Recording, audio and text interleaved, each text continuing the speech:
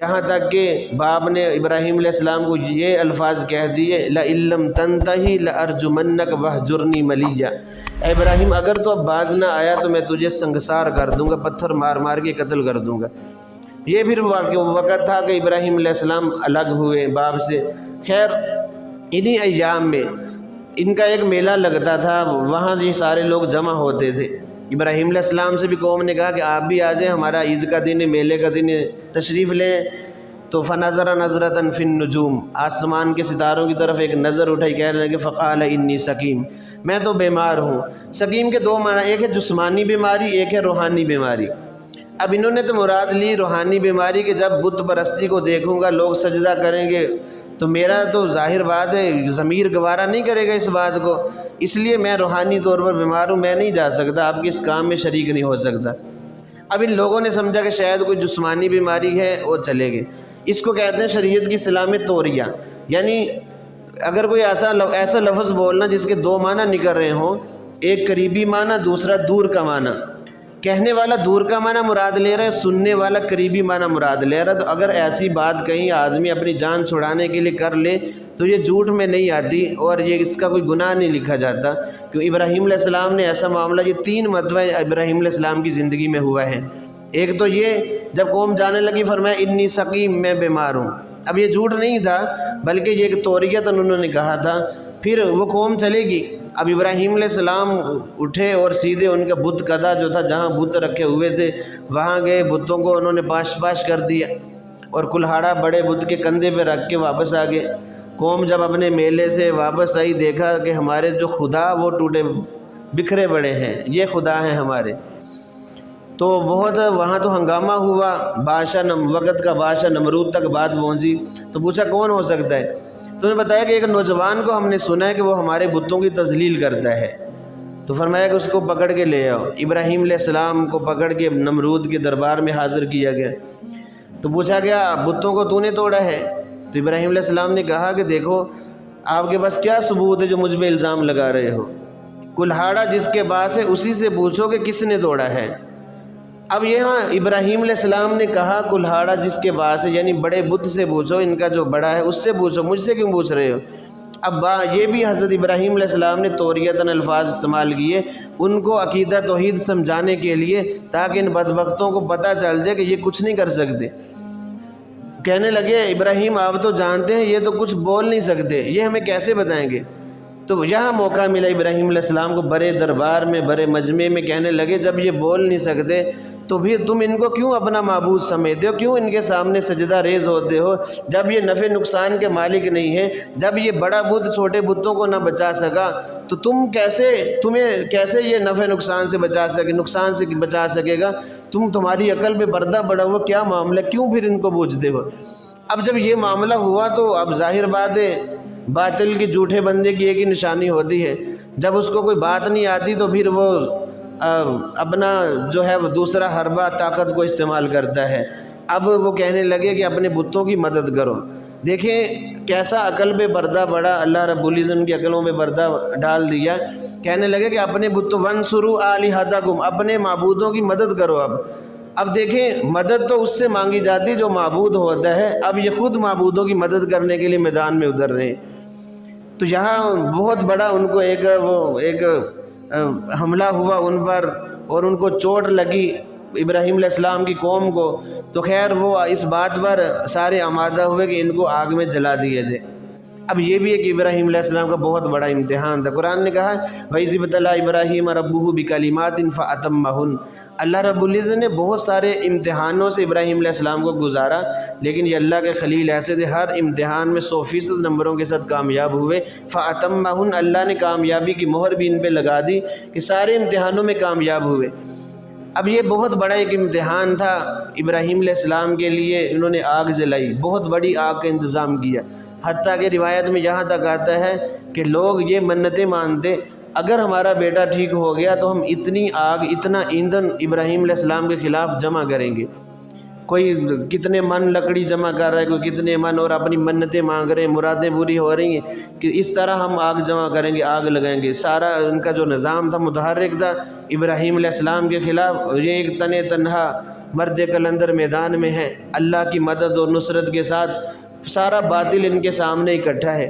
اور یہ نمرود وہ بادشاہ تھا کہ جس نے بیک وقت پوری دنیا پر حکومت کی ہے، بڑے وسائل تھے اس کے پاس، بڑی فوجیں تھیں، بڑے اسباب تھے، ہر معاملے میں پوری دنیا پر یہ حکومت کرنے والا بدبخت ہے۔ اتنی بڑی آگ ابراہیم علیہ السلام سے کہنے لگے کہ اب ظاہر بات اتنی زیادہ تپش کوئی قریب نہیں جا سکتا تھا، یہاں تک کہ اوپر سے کوئی پرندہ بھی اگر جاتا تو وہ جل کے راکھ ہو جاتا، گر جاتا، اتنی زیادہ تپش۔ اب شیطان انسانی شکل میں ان کے پاس آیا، اس نے ایک ترکیب ان کو بتائی کہ ایک ہی طریقہ ہے، اس کو ایک منجنیق تیار کرو اور اس میں باندھو رسیوں کے ساتھ، اور پھر ان کو جب ہوا میں جائیں گے تو پیچھے سے رسیاں کاٹ دینا، یہ خود جا کر آگ میں گر جائیں گے۔ اب یہ بڑا ایک مشکل مرحلہ تھا، اتنی بڑی آگ، اور انہوں نے وہ منجنیق تیار کی، ابراہیم علیہ السلام کو اس میں بٹھایا۔ اب ابراہیم علیہ السلام کو جب انہوں نے ہوا میں جھولا دیا، ہوا میں پہنچے، رسیاں کاٹ دیں۔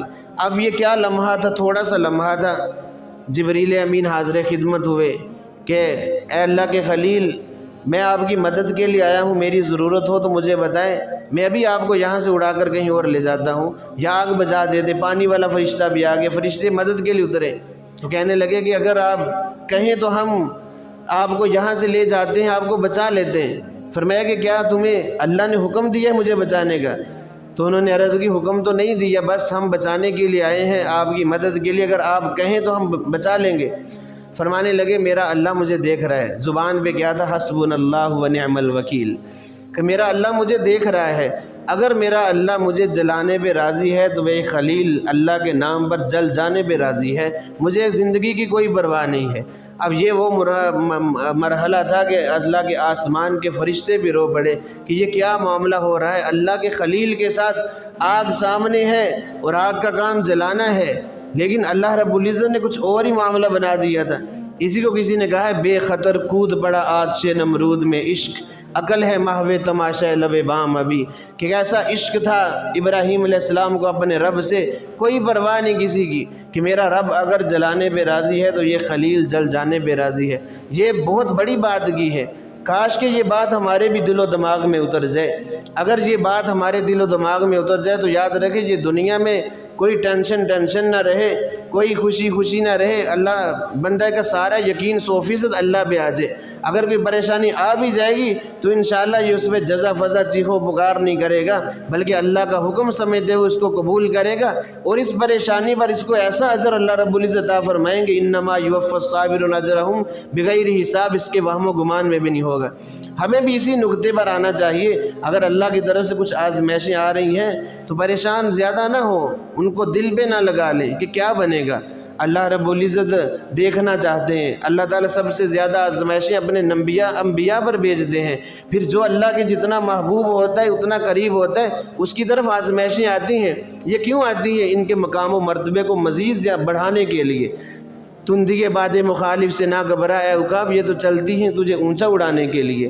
تو جب یہ ایسے ناموافق حالات آ جائے تو وہاں ہمیں کیا چاہیے؟ ہمیں اللہ کی رضا پر راضی ہونا چاہیے کہ میرے رب نے جو میرے بارے میں فیصلہ کیا ہے یہی بہتر ہے، میری عقل میں آئے یا نہ آئے اسی میں میری بھلائی ہے، اسی میں خیر ہے۔ اگرچہ بظاہر مشکل حالات ہے مجھ پر، لیکن میرے اللہ کا یہ فیصلہ حکمت سے خالی نہیں ہے اور اس میں میری بھلائی ہے۔ اب دیکھیں ابراہیم علیہ السلام نے کیا فرمایا کہ اگر میرا رب مجھے جلانے پہ راضی ہے تو میں جل جانے پہ راضی ہوں۔ وہ کسی پنجابی کا شعر ہے، جیڑے دکھاں تے سونا راضی اونا تو سکھ وارے، دکھ قبول محمد بخشا تے راضی رہن پیارے۔